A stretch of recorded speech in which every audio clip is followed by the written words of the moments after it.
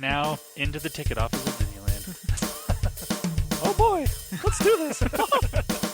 Don't think the CIA is going to be trying to hack your second-gen iPod. I didn't think so. There might have been a lot of illegal music on there. I wouldn't doubt it. But, I mean... You were supposed to bring death to the flagships, not join them. Google has found a new way to piss me off. iTunes is a constant source of embarrassment. Behind-the-scenes camera crap. May I present to you the cat? I am the dog. I can't do it anymore without laughing. I was going to do the whole thing. Welcome, everyone, to the Calling All Platforms podcast. I am your host, Wes, and I'm here with Landon. Hello. And Caleb. Yay. And we are here to talk all things tech this week. Technically, there's not a lot, but we got some things to talk about. Oh, yes. Oh, yes.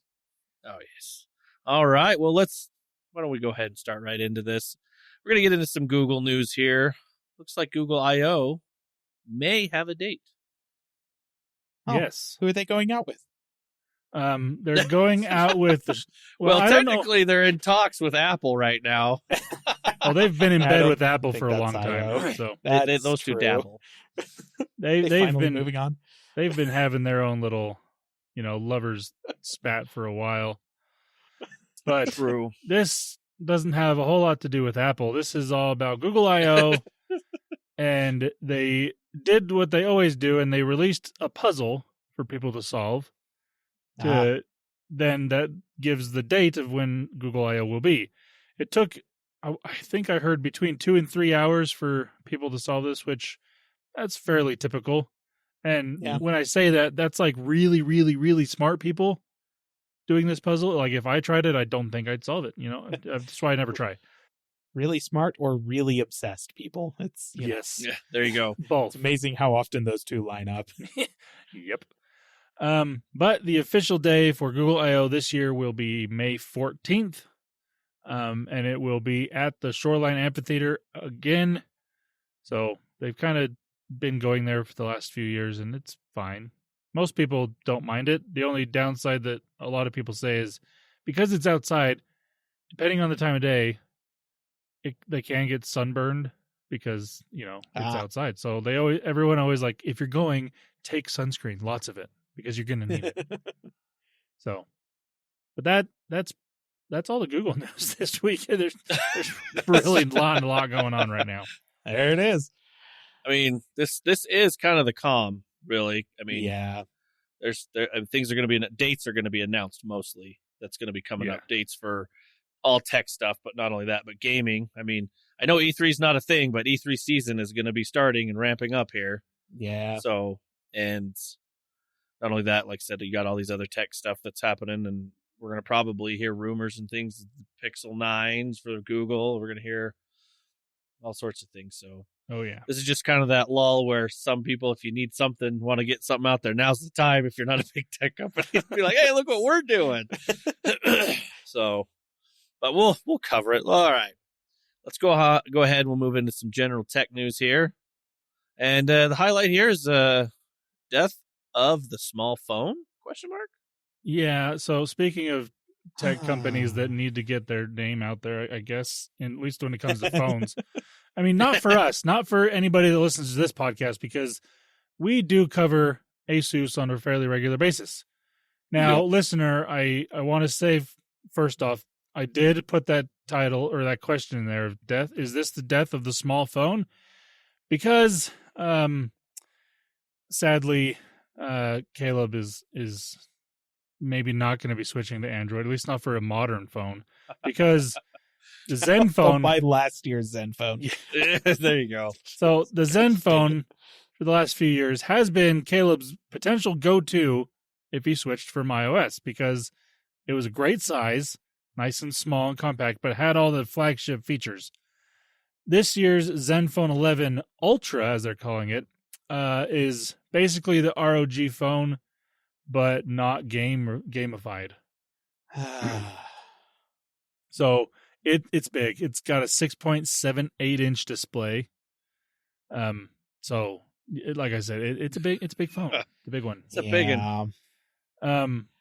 Some other specs before we, contemplate the existence of small phones. It's got Snapdragon 8 Gen 3 chip running Android 14. It is IP68 dust and water resistance. Thank goodness, because if it wasn't, I'd question a lot of things. It has 256 gigs of storage or 512 gigs of storage with 12 gigs of RAM or 16 gigs of RAM, which is a lot. That's a lot. Cameras on this thing, it's got 3 on the back, a 50 megapixel main sensor, a 32 megapixel telephoto sensor, and a 13 megapixel ultra wide sensor. If you want to get a good idea of how those are, go watch the Asus ROG phone. Probably, it's probably going to be very similar cameras. Yeah. The front camera is a 32 megapixel camera, which is pretty standard. It does have a headphone jack still, so That's good. Asus carried that over from. I mean, previous Zen phones had that as well, but from all the things that they got rid of on the ROG phone, that was not one of them. So they got rid of the 2 USB-C ports. This one only has 1. It doesn't have the air triggers on the side for gaming and whatnot. It doesn't have pretty much all the gaming stuff. It doesn't have the screen on the back of the phone, which is fine, even though that was really cool. Yeah. The battery on this thing is a 5,500 milliamp hour battery. It does have 65 watt wired charging and 15 watt wireless charging, and also 10 watt reverse wired charging, which is interesting that it's not wireless charging, but wired reverse charging. And it comes in the colors of Eternal Black, Skyline Blue, Misty Gray, and Desert Sand. And it will be available to purchase in April. April 14th is what the expected release date is, which is kind of late. About a month after normal announcement, so yeah, that's fun. But yeah, that's the Asus ZenFone 11 Ultra. It's a big phone. It's not your small phone. Now, the only thing that I do have that gives me hope is that they did specifically call this the Ultra. So there is a slight chance of hope that they might release just an Asus ZenFone 11. But why they didn't do that at the same time, I don't know.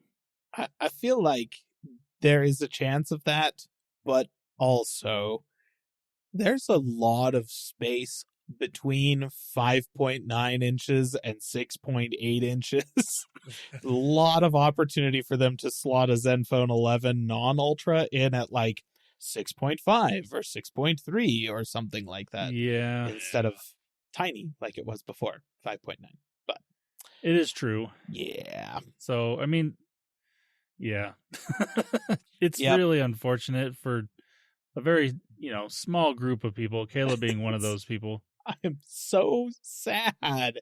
Like, okay, so this past week, Marquez Brownlee, MKBHD, released a video technically about the ZenFone 11 Ultra, even though it was kind of more about the ZenFone 10 and the ZenFone 9 than it was the 11 Ultra. I thought that was hilarious, but it's titled, Small Phones Are Dead and We Killed Them. Yep. Somebody posted that on the Mac Rumors forums and said, the problem is not enough people buy small iPhones or small phones in general, so it's a small market, and no wonder Apple doesn't make them anymore. I replied to that because I can't stay quiet about this subject. And I said, look, I watched the video, and well, yeah, there's not really any arguing with the points Marquez makes. It doesn't stop me being irrationally mad at, the world that my 13 mini is probably going to be the last small phone I daily. I went from the 4S to the 5S to the 6S to the 7 Plus, and never once thought back until my next upgrade was to the XR, which was so much easier to live with than that 7 Plus had been. Then I pulled out that old 5S, realized that was where the size and hand feel had peaked, and started getting nostalgic. Then the mini phones happened, and I thought I'd died and gone to heaven, only to realize that this is actually purgatory and those phones only existed as a flash in the pan to show me exactly what I'd be missing for the rest of my life. To say I feel this whole journey has been a Greek tragedy might be overselling it, but honestly not by that much. I just am so sad. Like, I can't even be angry at this point. Like, the numbers just aren't there for companies like that make flagship phones like Asus, like Apple, like Samsung to actually sell these small flagship phones. And the proof is in the pudding. There's no arguing with the numbers. But it just why? Why are the numbers that way? I don't understand. Yeah, I mean, like, even for Apple, who I can almost guarantee sold more of each individual of the iPhone Mini 12 and 13 than any small Android phones individually sold. But even for them, it was not enough to justify making a third version because the numbers just weren't there. The R&D costs are just too high. Yeah. And I don't know. It's so sad. My one hope in all of this is that there have been in the past, like currently we're expecting a new version of the iPhone SE to launch maybe this year or next year. Kind of on the fence about which one it'll be. But there have been rumors that Apple has been developing that as a smaller phone, like a 5.8 or a 5.9 inch phone.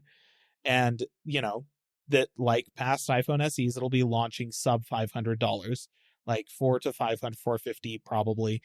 And if that is the case, then that will be my next iPhone. Absolutely no questions asked. The past SEs, slightly older hardware in them and stuff like that, but a really good bargain, like a really good value proposition when they're brand new.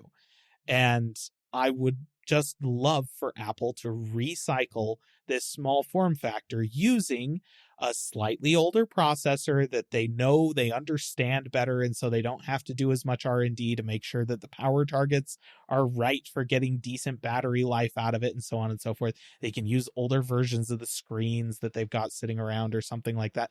I don't know. I that's my only hope in all of this, because now that Asus has apparently jumped ship on the small phone boat, there's nobody else on that boat. That boat is empty. Yeah. And like my options are to just buy a bigger phone, like 6.1 is kind of the smallest size you can get for your average flagship at this point, or buy a really cheap, really crappy Android phone from some Chinese factory that what they're really making is phones that are easy to smuggle into prisons. And that's like, that's my only option. I was like, okay, cool. Yeah. It's really unfortunate, but the writing was on the wall, and so I don't blame Asus for doing this, but for that niche market that was there, it's the end of an era, unfortunately. Yep. I'm so sad. Sorry, Spin Love. So sad. All right. Well, we'll go ahead and move on. We've got a subject where we wanted to talk about in general tech. Electric vehicles. Yeah. So this one, I've been sitting on this one for a couple weeks now, listener, because we wanted to wait for kind of a slow news week, because this is something that is like an industry-wide discussion. And so, we've mentioned EVs in the past plenty of times, talking about the technologies that's going into them, talking about the new ones that are being developed, talking about Tesla, occasionally mentioning how Elon Musk is related to them, so on and so forth. But at this point, the EV market has, over the past several months, seemed to have hit kind of an inflection point where like the path forward for EVs is suddenly not very clear. It started out with Tesla doing their thing. Like, we're going to make electric vehicles, fully electric, battery-powered vehicles that are going to be as good as regular cars. And they started down that path kind of by themselves, developing a bunch of new technology, getting a whole bunch of funding from the government in order to develop more efficient vehicles, and Elon Musk bankrolling a whole bunch of stuff from his own private fortune. And they managed to, with the Model S, finally release a car that was like, there are compromises, but there's not as many of them as you might think, and there are some advantages that make the compromises worth it in certain circumstances. And that caught everybody's attention. The whole auto industry was on fire, especially all the tech bros, and early adopters started flocking to Tesla like crazy. Tesla keeps developing the cars. They keep improving them. They release new versions of the cars, cheaper versions of the cars, and then other prominent automakers start showing up in the space. They were looking at what Tesla was doing and going, okay, here's how I think we can either change the compromises that we're making or make improvements on what Tesla has already done. And you end up with players in the space that have been very successful. Unfortunately, not the early players that were trying to get into the space like Fisker. They kind of died and reformed like 3 times. I think they're on their 4th iteration right now. It's hard to say. But then you have, some of the later companies that came along, like Rivian, like the Lucid, and then you have the traditional automakers that started getting into it. You've got Ford that's into it with the Mustang Mach-E and the F-150 Lightning. You've got Hyundai that are into it. I think they're up to 3 fully electric models that are just bespoke electric cars that were built from the ground up that way. So Hyundai and Kia both have really good options there. You've got, Mercedes and BMW that have been kind of slowly sprinkling in first electric versions of cars that already existed, and now they've started releasing fully electric cars as well. And yeah, so it's like this has been the growth cycle of the EV market over the past, call it a decade. They've just been kind of exploding, all of the early adopters flocking to them. Then, a couple months ago, came out that the last half of last year, the EV market slowed. Now, to be clear, it didn't shrink. EV market is still growing. More people are buying EVs than are switching from EVs back to gas-powered vehicles, right? There's still growth in the market, but it's not exponential the way it has been. It slowed down quite a bit. And alongside that, so that happened. And then a couple of months later, the news came out that Apple, who has apparently, and this is kind of what started my train of thought down this whole thing, they have been working on, reportedly, rumors, developing a car, presumably an electric vehicle with an emphasis on self-driving technology to compete with Tesla since Tesla launched the Model S almost a decade ago, right? They've been working on this for a long time. In the background, this program has apparently been through its ups and downs, reportedly switches in leadership left and right. And finally, about a month ago, it came out that they had reportedly canned the project and given up on the whole thing. They were moving all of the engineers that had been doing that to completely different projects inside of Apple, and they were just basically getting rid of the entire project. So that kind of got me thinking, those 2 pieces of news. Apple, one of the largest and most profitable companies in the world, has apparently given up on their own efforts to launch an EV, and the EV market as a whole has slowed down despite the indications of other prominent tech giants like, I think, Xiaomi and Huawei and Sony all planning to launch. They've all announced they're launching their own bespoke electric vehicles here in the next year or 2 years. So what does the future of EVs look like? Specifically, now that all of the early adopters are in, seemingly, and it apparently now is down to the rest of us, right? To the normal consumers, the average Joes, to kind of take over the switch to the electric vehicle infrastructure. How does the auto industry transition to us, to the rest of us? Are we on the right track there, or does it look different than how it currently looks? I'm interested to get your guys' thoughts on that. So I have 2 thoughts. One, before I answer the question, is I haven't been paying as close attention just to the car industry in general, but I have heard things from people that do and people that work in the industry that just over the last, during that big boom of people buying electric cars, there was just a boom of people buying cars. And companies could not keep up with the demand of any car, let alone electric vehicles.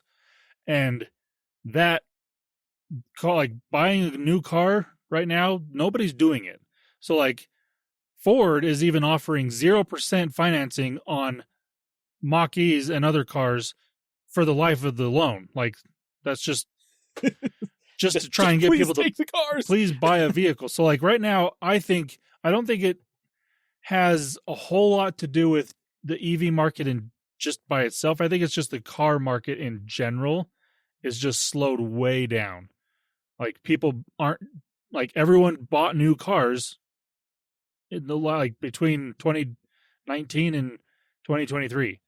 And so now, and also during that time, prices were just absolutely ridiculous. So everyone that was thinking of buying a new car that couldn't afford it was like, well, I'll just wait a few more years because the one I've got is still working. So, and that's like most of us, like people that didn't just have oodles of money to spend on whatever they wanted didn't go buy a new car. So I think it's just a car industry thing in general, not so much a EV thing. But then the other thing is when it comes to people like us, like just the average consumer of a vehicle buying into electric vehicles, I think it's getting closer, but I think we need to get that $25,000 car come into play. We're getting closer to that $30,000 mark. There are some in that like baseline EVs that are close to that 30,000. They're still not quite there. Yeah. From what I understand, I don't think there's any under 30,000 yet. I think that technically the cheapest Kia, I can't remember what that one's called, might be like at 30,000 for the base model. If like, you know, they'll be like, it's below 30,000 and it's like $29.59 or something like that. Okay, yeah. Below, sure. Yeah. But yes, about 30 is the cheapest. Yeah. So I think if we start seeing a minimum of probably at least 3 different specific models in that $25,000 price range that have at least 200 miles of range, that's when more people are going to be like, okay, that's about what I was going to spend on a car anyways. It's going to save me money because I don't have to buy gas, because charging an electric vehicle, if you're charging it at home, is anywhere between $13 and $25 for 100% charge. And that's on, 25 is like the biggest battery. Like if you've got a Hummer EV, it's probably about that much money. Which, to be fair, in the prices that we're talking about for the average consumer, that's not the Hummer EV. That thing's like, what, 120 grand or something like that? Yeah, no, definitely really not. Expensive car. So I do think if we get closer to that price range, like between that $25,000 to $30,000, that's when the average consumer can look at it and be like, okay, that's where I'm going to be buying anyway. So why not look at those? Yeah. And then when it comes to the slightly higher than average consumer that can afford the ones that are already out there, but the range is always the issue for a lot of people, and I get that. But more and more cars are starting to come out with base ranges of 300 miles, and then they go up from there. So yes, I think if we get batteries to the point that where they can go base model at 400 miles at like a $45,000 car or something like that, that's gonna start jumping again. So I don't think it's gonna happen soon by any means. It's not going to be in the next like 3 or 4 years, probably the next 5 to 10, that we start getting these significant changes to battery technology and just the cost of making these vehicles to where your average consumer can justify buying them. At least that's my opinion on it. I do think so. Counterpoint to, I guess, kind of the price is that we now have enough electric vehicles on the market that early adopters are starting to sell off their old, most of them Tesla Model 3s, and buy either the new Tesla Model 3 or they're switching over to a Kia or a Hyundai or whatever. And so there are used EVs now hitting the market that are better than just like the Nissan Leaf, which has a maximum range of 80 miles or whatever. And what we're seeing is that the used car market, I think, is maybe a better indication of like how EVs have been received, because, you know, if you bought a 2018, I don't know, something 35 grand or something like that, like a 2018 Nissan Altima that was like mid-level trim or higher level trim, kind of a nicer Nissan. Nothing super fancy. This is just a kind of a generic sedan. You drive it around, it gets you from point A to point B. It's not like crazy exciting or anything like that, but it's reliable, does the job. And you go shopping for that now, you're going to be kind of in the neighborhood of 10 grand, a little bit north of that for that late of a model year.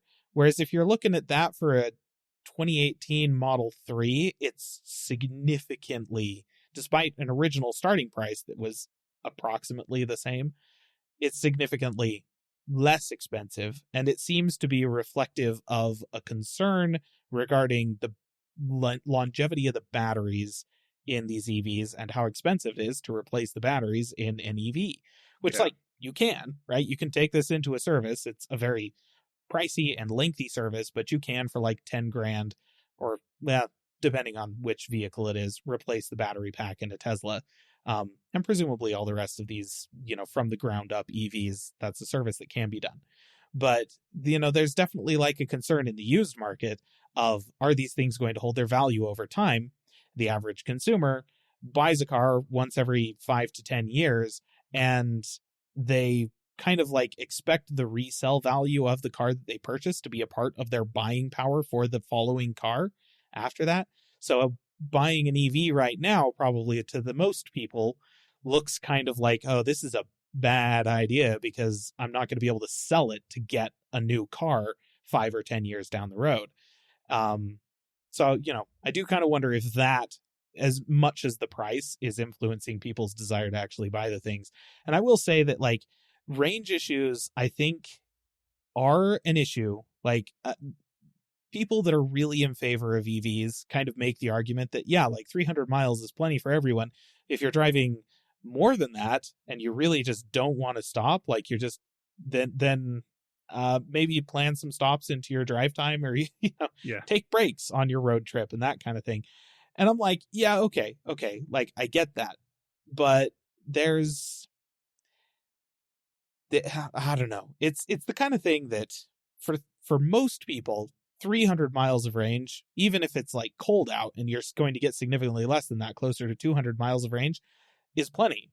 For like my commute every day is, I think, about like both directions, about 6 miles or 7, maybe 8 miles. I don't know. It's not a lot. 10 at most. So yeah, 200 miles of range is plenty. I could go like an entire week of driving and never hit that. But it's also worth noting that, yes, I do tend to use my car pretty much exclusively for my commute, but also I don't always use it for that. Occasionally, I need it, to drive me on a long trip. And so I think that that's kind of in the back of a lot of consumers' minds, that this is a compromise that I'd have to make. Am I willing to make that just to have an EV? And so I guess the question that a lot of people have been asking is, like, are hybrids a solution to range issues? Right? Like, put a gasoline generator on this thing to charge up the batteries while you drive, and make it a plug-in hybrid, which I will say, hybrids I'm not the biggest fan of that, because it's all the problems of an electric vehicle, mechanically speaking, plus all the problems of a gasoline vehicle, mechanically speaking. And I freaking hate all the problems gasoline vehicles have. Like, holy crap. And not just because I have had a car in the shop for about the past 3 weeks. That's anyways. That's addition to. It's just normally I feel this way. This isn't just because my car sucks. But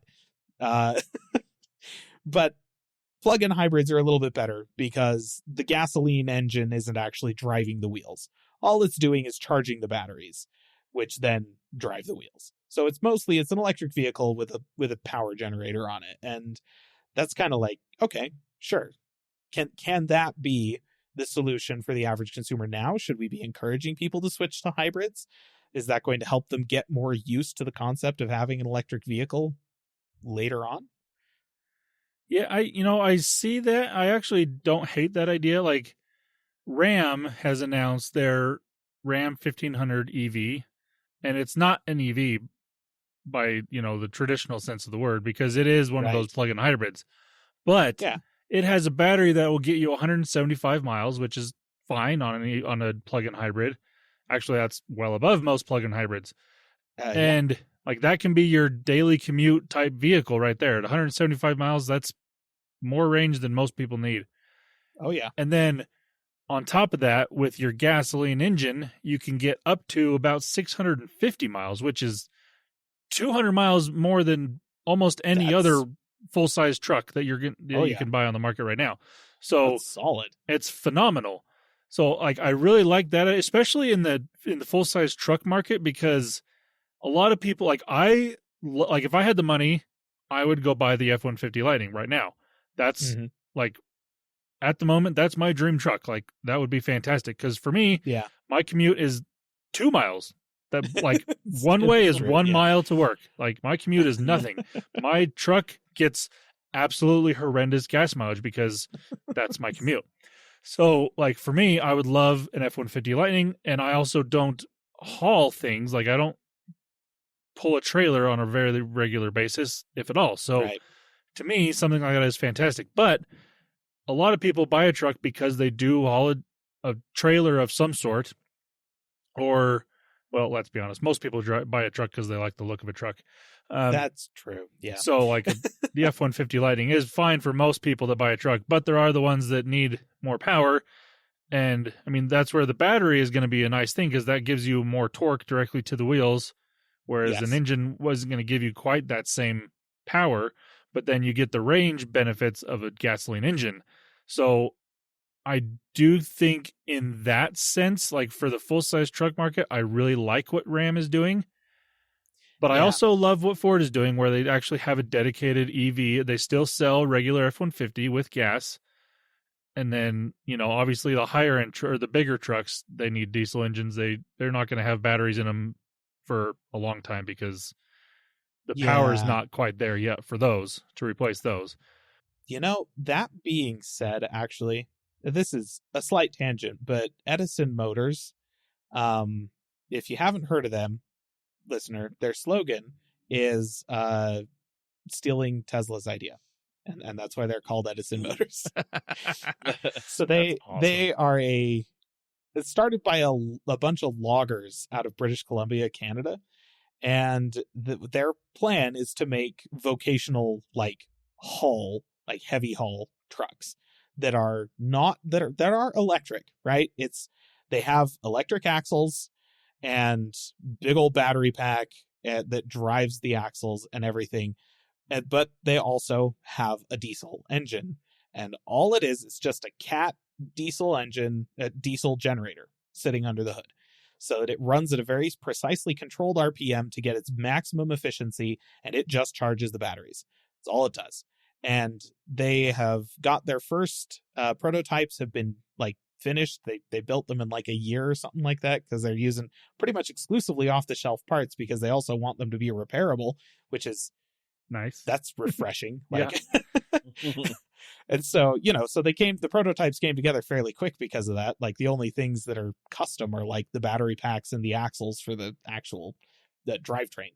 And then, they've been doing tests with these things and demonstrating kind of the capabilities of this platform, of this concept. And I think that's actually, it's really promising. And they have said that they're working on, so they're starting out with retrofit kits that they will sell people to convert their existing tractors into electric diesel hybrid trucks. And they're making a smaller version of that kit for pickups. So you could basically just take your pickup, take the rear axle off the thing and take the engine out of it, replace the rear axle with a drivetrain, and then put a big old battery pack underneath it and then a diesel generator under the hood. And I think and so essentially what Ram is doing, though, I assume Ram is probably doing a gasoline generator instead of diesel. Right. That's kind of I don't know that it matters really which way you go there. But I think that's kind of a really, I think that's an interesting direction to look at this from, because I see this as Ram kind of adapting to the marketplace as it sits, going, the early adopters have spoken. They love the tech. They love the fully electric, advantages that come with that and that kind of thing. But the average consumer isn't quite sold on it because of the compromises that you have to make. So how do we address some of these compromises? One of them, in the case of a truck, is weight. Like the Lightning is heavy. It's already hauling a crap ton of weight before you put a hitch on the back of it. And the Hummer EV is a continent. It's just a mobile landmass that drives down the road. That thing weighs like 10,000 pounds. It's ridiculous. And so they looked at that and they're like, well, if we put a slightly smaller battery in there, and from the range, it sounds like probably about half the size of the battery pack in the F-150 Lightning, and then we just also have a small generator in there to charge the thing, then we can reduce the weight, we can get rid of the range anxiety while maintaining the high torque output of the electric motors and making it so that you can tow stuff because high torque is good, but you can tow it for a long distance because gasoline is good. Yeah. So like, I like this concept. I think that maybe that's the direction that we're going to see the market moving in a little bit more, is taking the electric vehicles that they have built up from the ground up and going, hey, here's a plug-in hybrid version of that car. Yeah. I mean, same with Landon. I don't keep up too much with it, but I would say that obviously the big thing would be the price, like with that. For example, like if I'm looking for a vehicle, like I've already written off an electric vehicle, not because it's an electric vehicle, America, it's more, I just can't gasoline afford and oil. Yeah. I just can't afford it. So I've just written it off until the price can come down to where I could be like, oh, okay, I would consider buying. Oh, hey, hun, someone's got their Tesla, whatever, on here. I'm considering this. Let's go look. I would, and I don't think the average consumer would be against it either. If it's like, a Tesla or whatever, I think someone would still look and see, but I think it's definitely that price, I think, is the big thing. Yeah. Well, and I think, most consumers, you got kind of about 50-50 of consumers that will buy or lease a car new and then will buy pretty much exclusively used. Like right. There tends to not be a whole lot of crossover between those two, and it seems most people it's split kind of right down the middle. It is. You're right. And so, the people who are willing to lease or buy new, they're starting to get to the point where you can walk into a Kia dealership and for $30,000 you can walk out of there with an electric vehicle. And that's pretty cool. But for people who buy used, your only options are like used Teslas at this point for the most part. And Teslas roll off the factory floor kind of falling apart. So on the used market, it's like you get into a 5-year-old car and it sounds like you're in a car from the early 90s. That's a problem.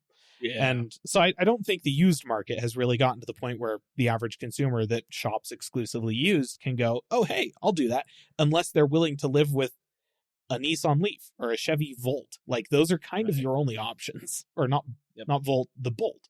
The Volt is the plug-in hybrid version. The Bolt is the fully electric version. Anyways. Yeah. And I think like with all the non-Tesla EVs, they're still so new that those people that are buying new cars aren't getting rid of them yet because they're only 4 to 5 years old at max.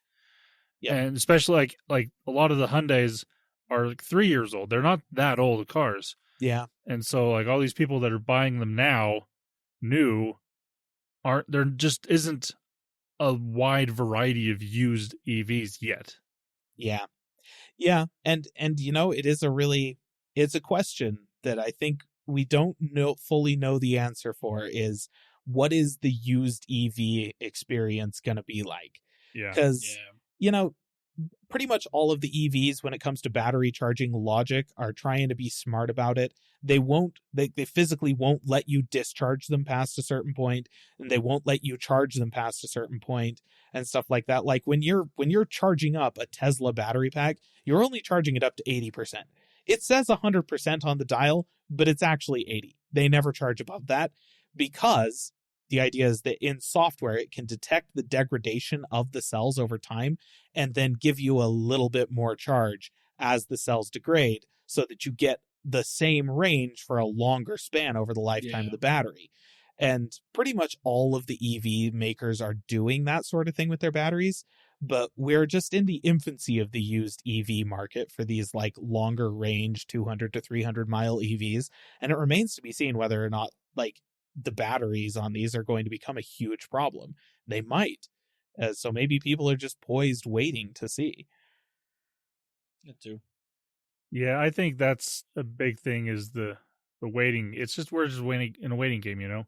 And like, depending on how much it does cost to replace a battery in the future, because it'll get cheaper as time goes on.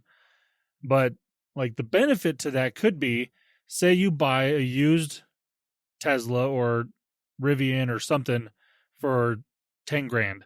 But you like if you were in the market for a $20,000 car, you could get a $10,000 used electric vehicle, spend that extra 10 grand on a new battery. You've more or less got a brand new car because the range is going to be more than what the old battery is going to be. It may not be at the same range of what the brand new EVs at $50,000 are going to give you, but it's going to give you more than what you had, and you're spending a fraction of the cost. Yes, the body of the car is not quite as new, but the technology in these EVs, even on the low end, is really good.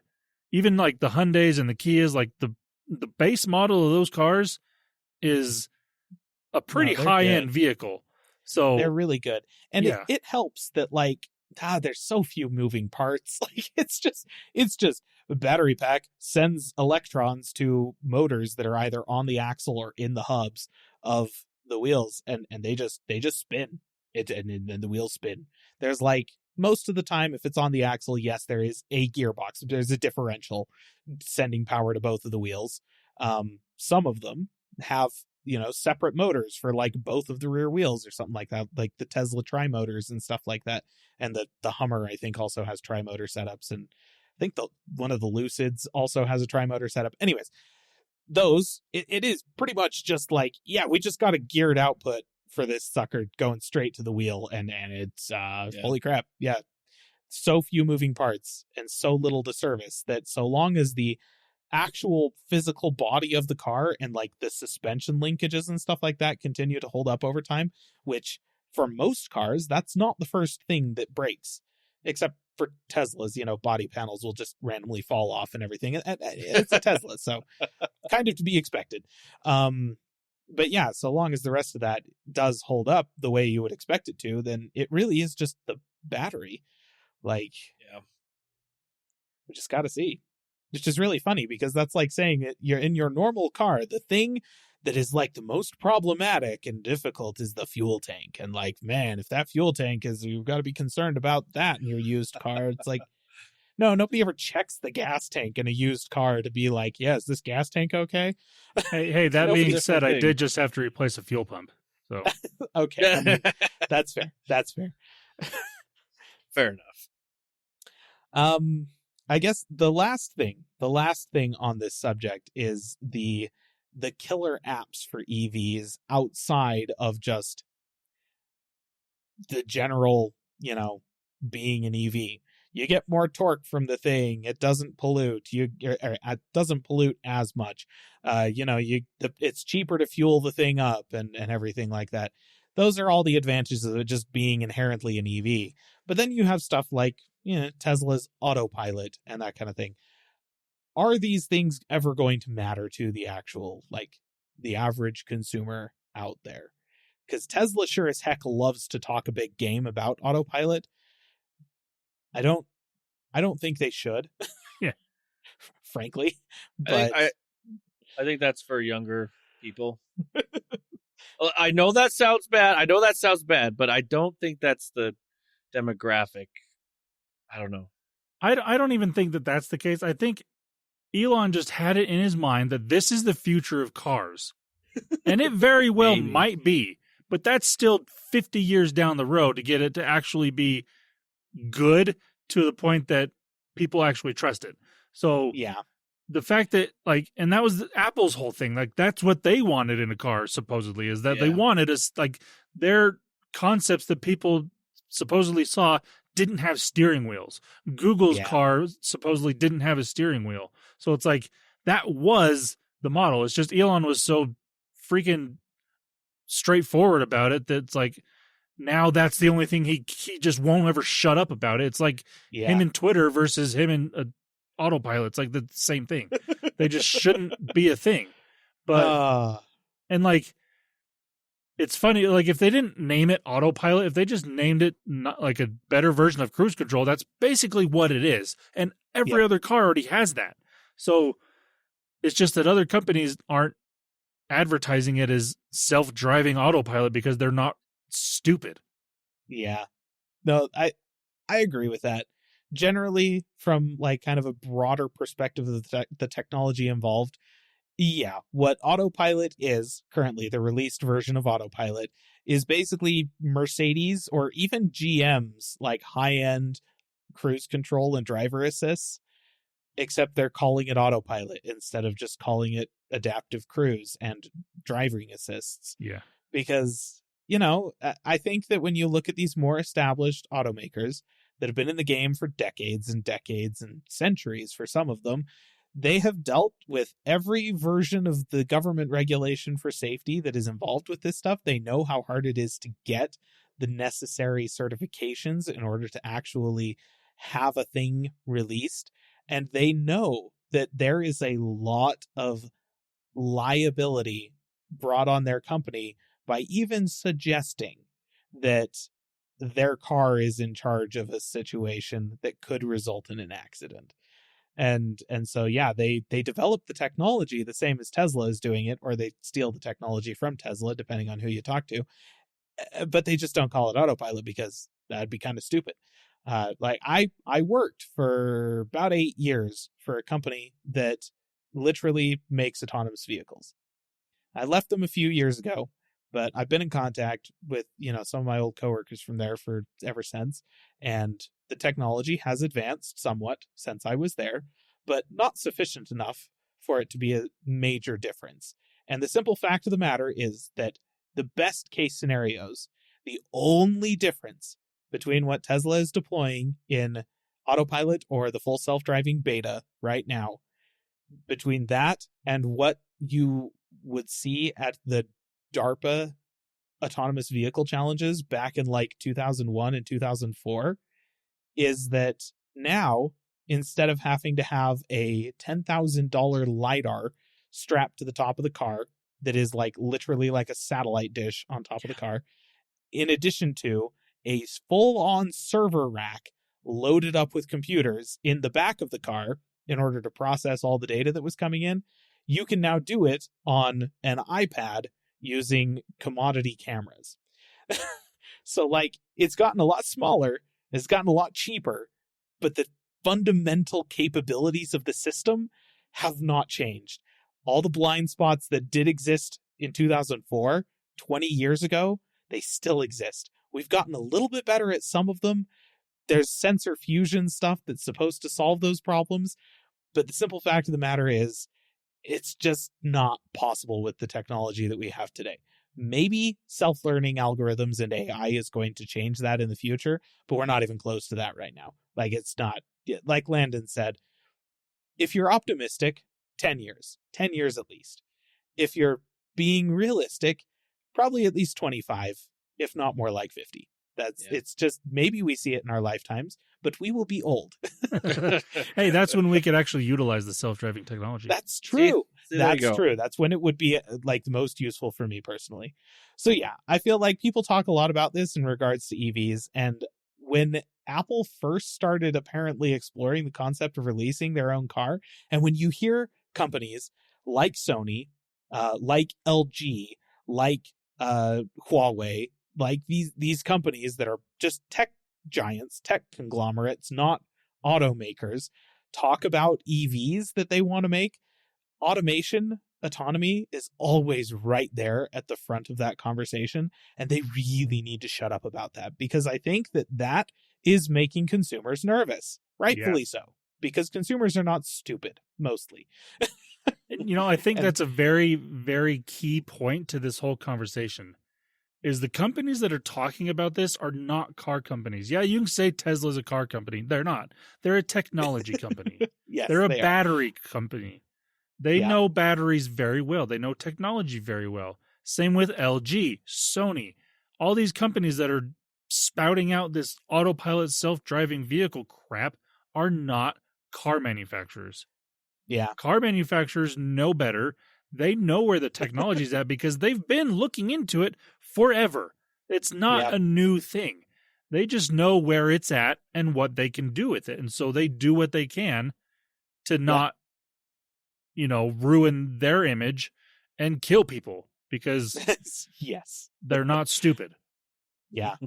And that's very true. Like, listener, peek behind the curtain for you. Ford has had self-driving vehicles on their testing, like proving grounds for their new vehicles for, I want to say about 15 years now. Like fully autonomous vehicles, they just, you tell them to go and do a thing and they go and do that thing. The difference between that and what Tesla is doing or attempting to do is that it's in a controlled proving ground scenario, and they're using it because they literally can't put people in those cars because the odds of them getting in a catastrophic life-ending wreck are extremely high. Some of these things, they're literally trying to flip cars over because they want to test the rollover capability and survivability of their vehicles. But you don't do that with a stunt driver in it, guys. Like, that's not, you do that with a self-driving car. So Ford has been using this technology, like fully autonomous vehicles for, at least 15 years at this point. And that's the military has been deploying self-driving vehicles for at least that long, probably more like 20 years, probably since the DARPA days, because it's a heck of a lot easier to test fire dummy munitions from airplanes at moving targets if you don't have to worry about a dude being in the moving targets. If that's a self-driving car out there on that firing range, you can launch all the missiles at it you want. Doesn't matter if you hit it. It's fine. Nobody died. It only cost like, I don't know, 500 million or something like that. Nothing big. Nothing crazy. But yeah, so there's a lot of conversation like that. But I think that at least on that point, we can say that maybe that's the best thing that happened with this whole Apple thing. Everybody's been talking about launching an electric car because Apple has been rumored to be launching an electric car. They didn't want to, we're going to get out in front of this, like Samsung with their old watches. But Apple has now gotten out of it, possibly because they realized that self-driving autonomous vehicles are really hard. Yeah. It's not an easy thing to crack, even with the best engineering minds in the world.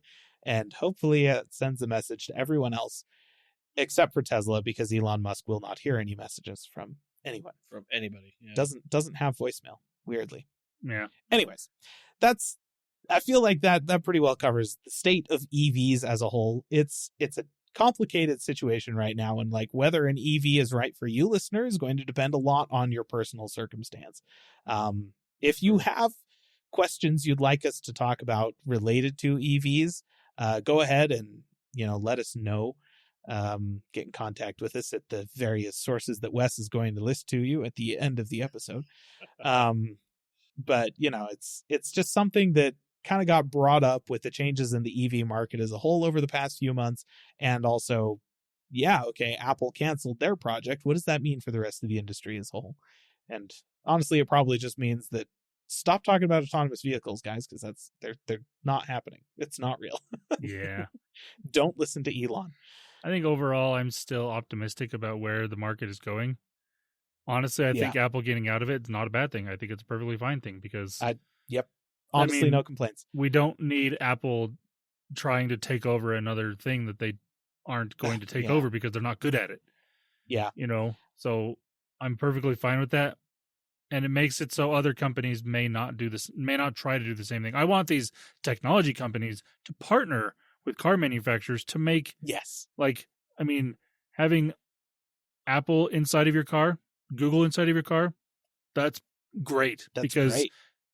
Car manufacturers are not technology companies, and they've proven that over the years because the technology in some of these cars is awful. So, Oh man, it Ugh. is so funny to me to see like the built-in infotainment system on like BMWs, brand new, $100,000+ sports sedans, grand touring sedans, stuff like that.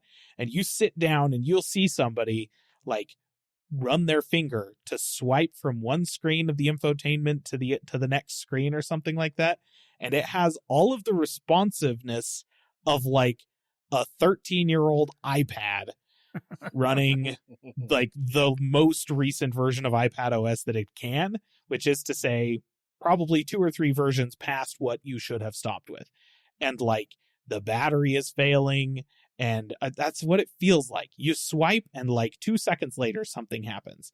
You push a button and then you wait. Like, Yeah. Holy crap, this feels like a solved problem to anybody with a modern smartphone. And then to see companies putting stuff like that into, hey, this car cost $150,000. I'm all like, are you joking? What was I paying for? Just strap a $600 iPad to the dashboard. It would be so much better. Anyways. True. Yeah, I agree. I think that Apple getting out of this will hopefully shift the conversation more in the direction of the traditional automakers, because I feel like they're moving in the right direction. And Tesla, while they started this all off and it was good, I think that Tesla is still moving it, like they're no longer kind of leading the charge in the direction that the auto industry should go with EVs. Right. They're not necessarily behind, but I feel like their priorities are a little out of whack, and maybe they ought to start focusing on making sure that the interior trim of their vehicles doesn't just fall off after a couple of years, instead of trying to get the thing to drive itself, because that's not going to happen in the near future. You know, just couple pointers. All right. Well, we'll go ahead and move on to the next thing here. We're going to go into a little bit of gaming. So the PS5 Pro. Did you know that's a thing?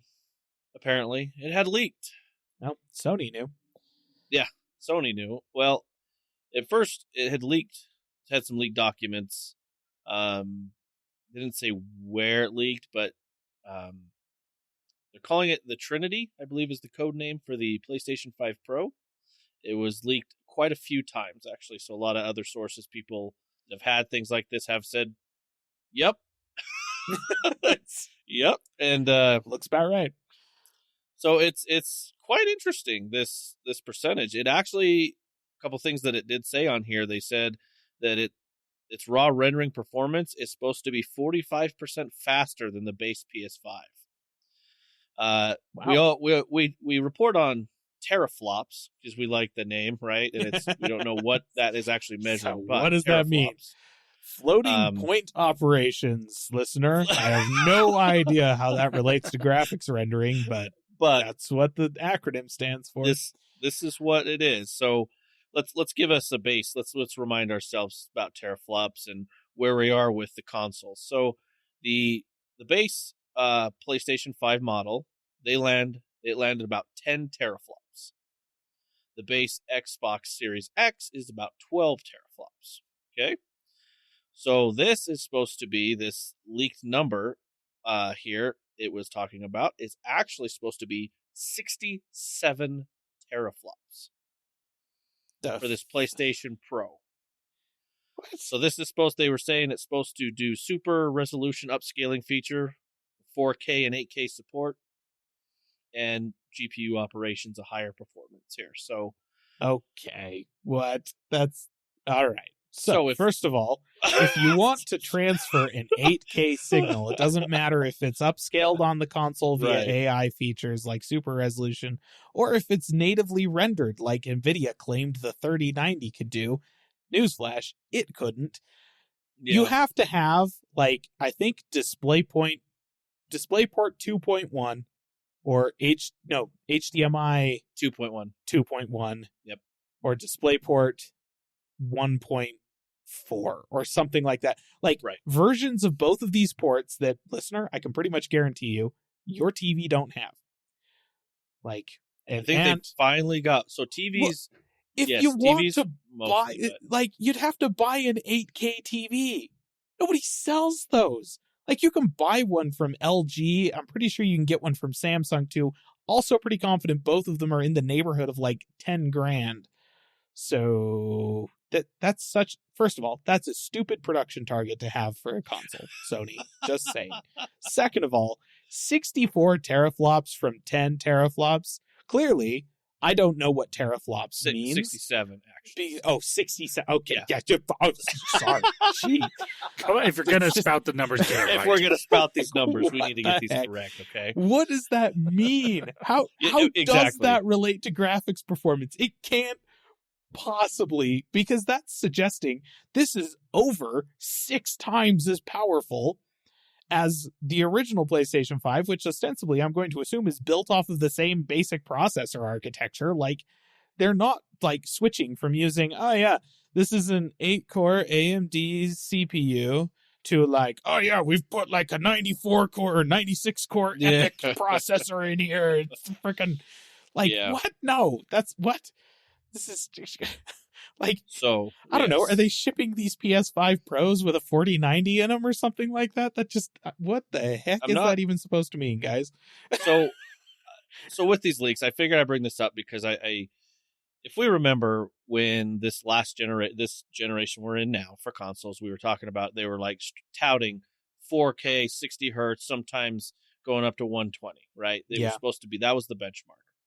Now that these have been out for about 2 to 3 years, we know that's not the benchmark for these. No, As someone it's that not. does play on a console, 4K at 60 does look good, but there are sacrifices. Like, 'cause there are.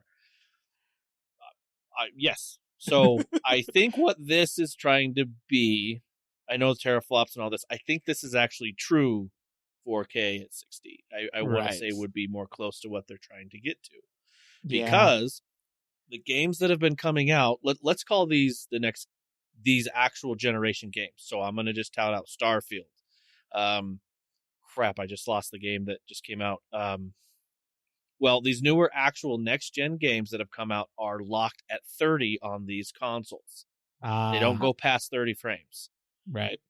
Now, there are some games that say it runs at 30 unlocked, and maybe that they're unlocked means that this next hardware can help that. So, yeah. I think this is just a mid-gen refresh, which is good. And yes, there's going to be numbers. And because the way that people report and console war right now, those numbers are meaningless. And I think, yes, there may be a better things to come, which would be good. This mid-gen, or whatever you want to call this, the PlayStation 5 Pro. We like hardware. We like that it's better. But going from 10 teraflops to 67, even though we don't know what this is measuring, it's clearly not measuring anything that actually matters to you, listener. I think that's the takeaway. Because if they can make that claim, then it's pointless. Because there's no way in heck this thing is going to be 6.7 times faster than the PlayStation 5. That's not how physics works. Like, they have not made that much of an improvement over the past couple of years when nobody else has made that much of an improvement. That's just okay. That's silly. So they did say that these their dev kits have gone out. They actually went out to internal publishers in September of 2023, and then obviously top third-party publishers have gotten this. So there might be more that's coming out. So obviously there is a dev kit. I mean, there is the next Switch Nintendo dev kit that's been running around too for the next Switch that's coming. Yeah. But I would just say this looks cool, but just hold back your expectations of, this is supposed to be a monster. Yeah, it's like it's going to be better, but it's not going to be like, it will be better. We will say it's not going to be a monster. But it's not going to put it that way. I just wish teraflops.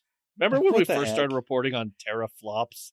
Oh, yeah. No, I remember like breaking down a whole okay, so here's how many teraflops my GPU and my computer has. Right. Versus the number of teraflops that you're going to be able to get out of the Project Scorpio Xbox and stuff like that. And like, It was 6, I think, teraflops Yeah, it or was like something 5 like or that. 6. Yeah. Yeah, at the time. And you know what? I'm going to be completely honest with you, listener.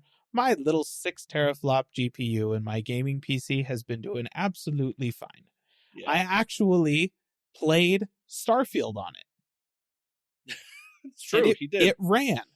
Now, I got about halfway through, like, kind of the opening little tutorial level area thing, and realized that AMD's super resolution, it's just something super resolution. What do they even call that? Fidelity. That's it. Fidelity super resolution. FSR. I'm like, what's the acronym for this thing? Anyways, I realized that was turned on by default and was running, so that like my render output like scale for this thing was 1080p, but it was actually rendering the game, I think it's 720p, maybe even lower than that. Yeah. And so, it had some weird little artifacting stuff going on, but generally it actually looked pretty good. And I was like, oh, that's nice. This is actually allowing my old kind of crappy GPU to keep up with this brand new AAA game in a way that I can play. The thing that was letting me down was the hard drive. True.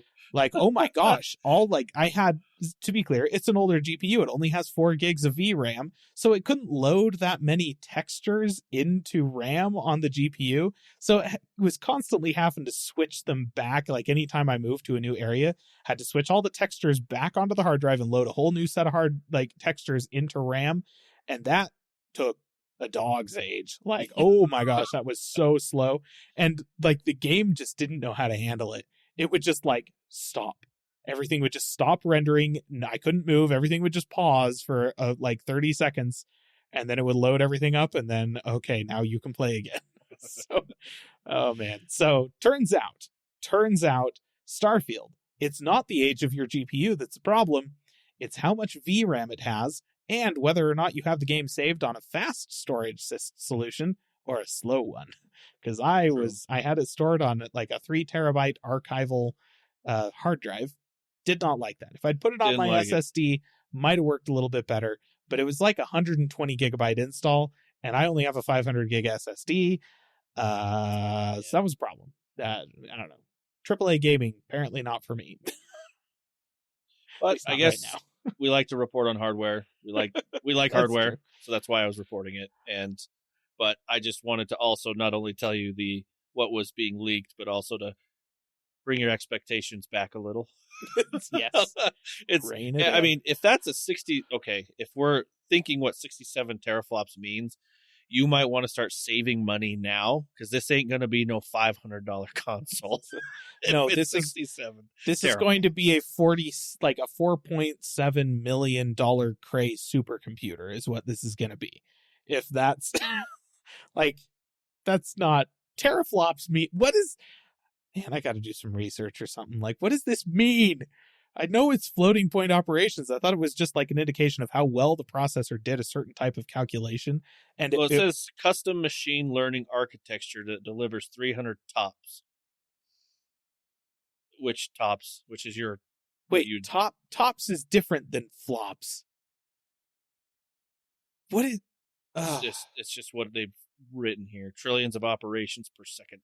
Okay, so that is different than teraflops. But that's what it says, the custom machine learning architecture with that. But it also says 67 teraflops. That is... Which is trillions of floating point operations per second. Yeah. Of a GPU. So, maybe whoever wrote this article misheard, and they actually said 627, but they heard 67. That would not be good, going from 10 to 67. I agree. I agree. That's what they said. But well, here we'll just put it this way, listener. It's like, whose line is it anyways? The numbers are all made up, and points don't matter. Points don't matter. Oh my gosh, right? Well, so those of you, listener, if you're hardware enthusiasts, things like that, I mean, if it's leaked like this, there's probably going to be more stuff that Sony may come out and say. Who knows? The big thing that they're wanting to make sure this happens, when they want to be the console that can run GTA the best that comes out. Apparently, GTA is a very, very, very, very big game for people. So we'll see. And where GTA is technically a next-gen game, I mean, all these next-gen games are pushing this hardware already. And where the people are like, well, we're just locking these games at 30. Maybe we'll let it be unlocked at 30. It's telling you something that already these consoles are past their prime. Can any of these games really call themselves next gen if they're not quadruple A? Oh, jeez. Yeah, they are not Ubisoft, right? Ubisoft quadruple A's. Anyway, that's what it's going to be. This console will play exclusively quadruple A games for Ubisoft.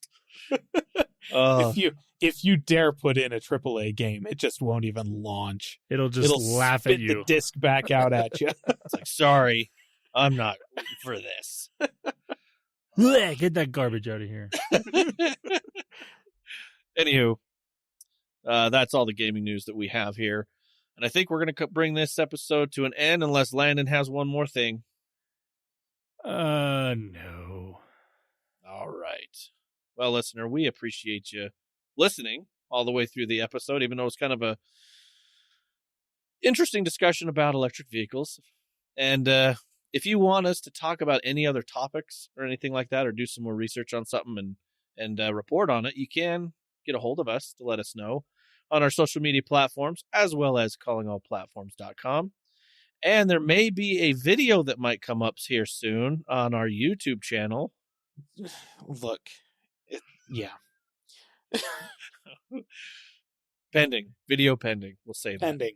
Go ahead and hit the subscribe and alert bells and all the fun little things that everyone says for that, so you know that it's there once it happens. When it happens. All right, dear listener. Have a good week. Bye-bye. See ya. Calling All Platforms is a production of Supporter Sound Studios. To learn more about how you can support the podcast, go to www.patreon.com/callingallplatforms.